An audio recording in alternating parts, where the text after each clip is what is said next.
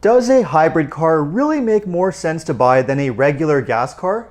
That's what we're going to find out. Welcome to Car Help Corner, where we help you, the consumer, master the process of car buying and car ownership. We all know that hybrids are supposed to save you money on gas, but how much do they really save you, if anything at all? And do hybrids really make sense after you consider the purchase price, maintenance, repairs, and potentially everything else that goes into owning one? Well, before we find out which one is really the better choice to buy, remember, if you enjoy and get value out of this video, make sure to subscribe and turn on notifications. For those who want an electrified vehicle to reduce their gas bills, but don't want or can't deal with the compromises of a fully electric vehicle, they seem to be the perfect compromise. But they are more expensive than a conventional gas vehicle, so the first thing that we need to find out is whether the gas savings are really worth the price premium that you're going to pay for a hybrid. Well, if we look at the majority of hybrids that are for sale on the market, most of them cost around $2,000 to $3,000 more than the equivalent non-hybrid. Let's look at the best-selling hybrid in North America as the perfect example. In the case of the Toyota RAV4, which is available as both a hybrid and a regular non-hybrid,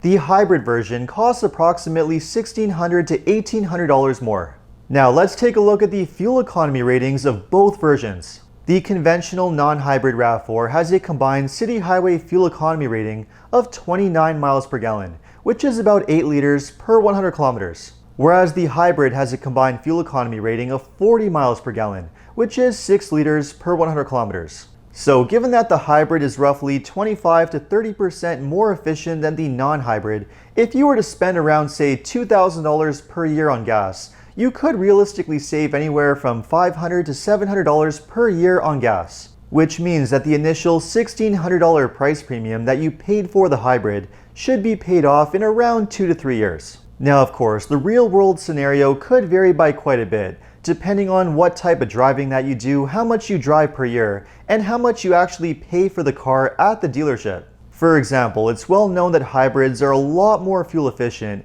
in stop-and-go city driving versus highway driving. So if you're the type of person that primarily does a lot of highway driving, your savings with a hybrid are going to be significantly less, and realistically not a whole lot better than a conventional gas engine. But on the other hand, if you're the type of person that does mostly stop-and-go city driving, which is the type of driving where hybrids save a lot of money on gas, your savings could potentially be 50% better, which means that the price premium that you paid for the hybrid could pay for itself even quicker.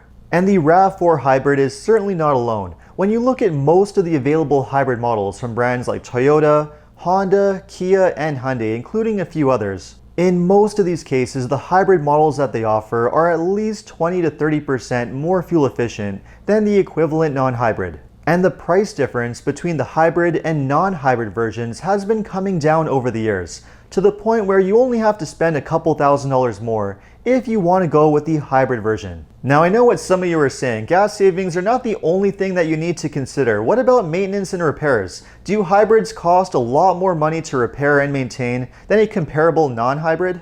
Well, let's start with the maintenance. Now hybrids have most of the same components that you would find on a conventional gas car, including a gas engine that requires oil changes, spark plug changes, and other regular maintenance like your brakes and tires. And of course, hybrids are technically more complicated than a conventional gas engine because you also have the addition of all the electric components, including at least one electric motor, the inverter, the hybrid battery pack, and a few other components as well. But just because hybrids are more complicated than a conventional gas engine doesn't necessarily mean that they're going to cost you more money in terms of maintenance and repairs. For example, even though a hybrid system does add a lot of new parts and components, it also eliminates a lot of the old ones that you no longer have. Because a hybrid system has the electric motor, which in many cases also works as your starter and generator, you no longer need to have separate parts for a starter, an alternator, and in some cases even belts. So a lot of these wear replacement parts that you would have on a conventional gas engine are no longer there. And some of the maintenance items that you still have on a hybrid can actually last a lot longer,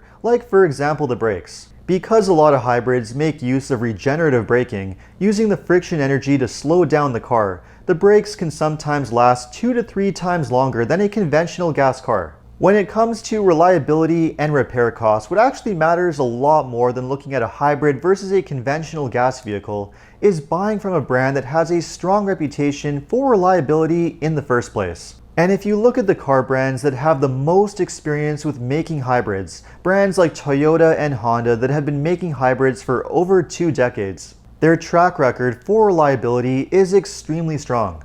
But of course, the major question mark when it comes to hybrid vehicles is the hybrid battery pack. How long is it realistically going to last? And if it were to fail, isn't it going to cost a fortune to replace? Again, we have to look at the track record of reputable hybrids that have been on the market for a very long time. For example, if we look at Toyota, which has been making hybrids longer than almost anybody else, and has also sold far more hybrids than any other brand. Their hybrid systems seem to have an extremely long lifespan and are easily able to rack up 200,000 to 300,000 miles without having any major issues. This includes the hybrid battery pack, which on average are known to last anywhere from 12 to 15 years. Which means that for the majority of buyers, a replacement hybrid battery is realistically not going to be a major issue.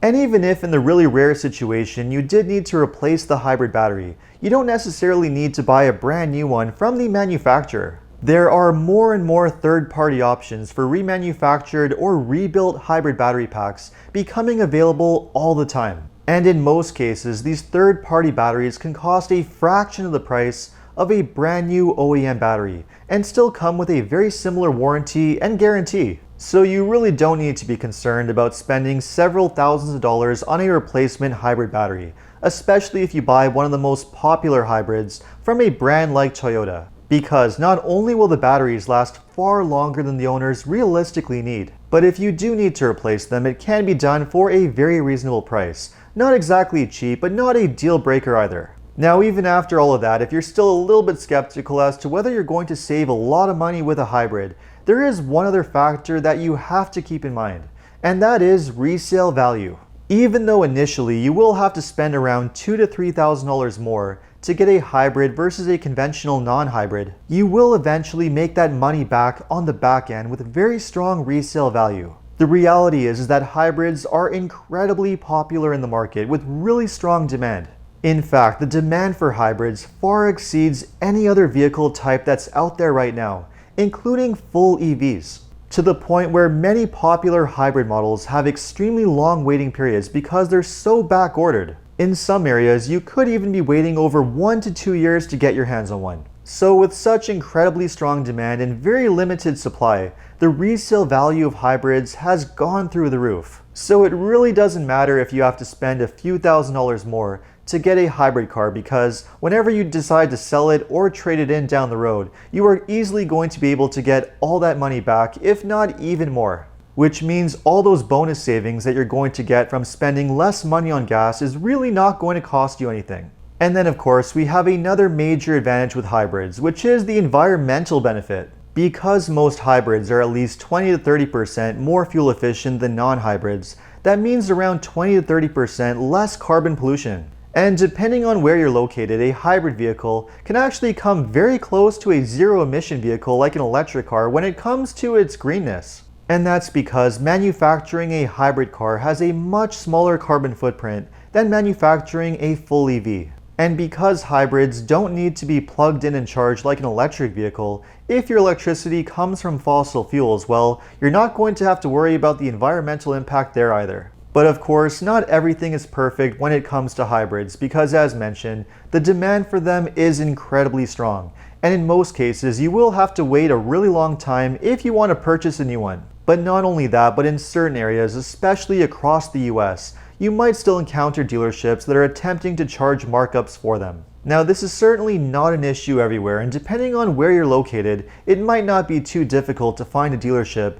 that's going to charge you the same fees for a hybrid versus a conventional gas car. But one thing's for sure, if you're able to get a fair deal on a hybrid, it's absolutely going to be worth it. In most cases, the benefits of owning one far exceed the potential downsides. And that's why for many buyers, a hybrid not only makes a lot more sense than a conventional gas vehicle, but it can also make a lot more sense than a fully electric vehicle. Unlike a full EV, there's no need for charging and all the potential hassle or frustration that might go along with it. So you'll never have to worry about range anxiety, running out of charge on longer trips, or frustration with unreliable public chargers or anything else that goes along with EV ownership. Of course, there will come a time where fully electric vehicles will eventually take over, and all the issues with them will eventually be solved. But until that time comes, the hybrid is the perfect compromise for those who want an electrified vehicle. So what type of vehicle would you buy? Would you go for a hybrid,